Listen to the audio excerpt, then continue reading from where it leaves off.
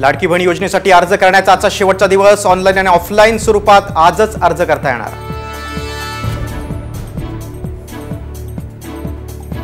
हिस्सेदार वाढू नये म्हणून दादांना दूर करतायत विजय वडेट्टीवारांची भाजपवर टीका।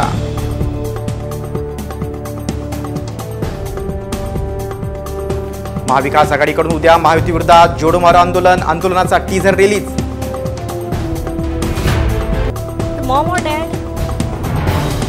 पत्रचार प्रकरणी ईडी पुन्हा सक्रिय, स्वप्ना पाटकर यांना ईडीचं समन्स, संजय राऊतांच्या अडचणी वाढण्याची शक्यता। नारायण राणेंवर कारवाई करा, ठाकरे गटाची पंतप्रधानांकडे मागणी। खासदार मारून टाकण्याची धमकी देत असल्यानं कारवाईसाठी विनायक राऊतांनी लिहिलं पत्र।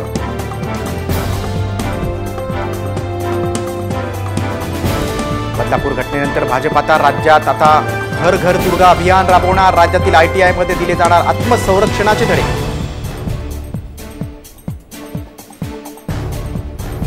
म्हाडाची वेबसाईट अद्यापही अपडेटेड नाही, लॉटरीसाठीची मुदतवाढ आणि रकमेतही घट। गृहनिर्माण मंत्री अतुल सावे यांची घोषणा, मात्र सावेंच्या घोषणेला म्हाडाकडून केराची टोपी।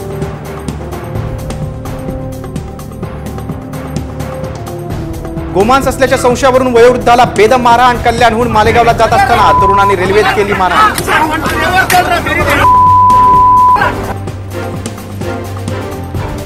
संभाजीनगरमध्ये प्लॅस्टिकच्या तांदूळाची विक्री, सिडको भागात राहणाऱ्या महिलेनं खरेदी केलेल्या तांदळात आढळले प्लॅस्टिकचे तुकडे।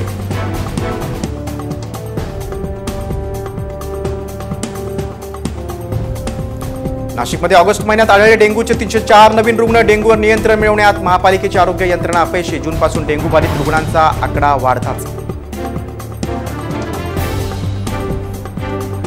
जीन्स पोकळीच्या चिंतामणीचं ढोल ताशांच्या गजरात जल्लोषात आगमन सोहळ्याला मुंबईकरांची मोठ्या संख्येने उपस्थिती।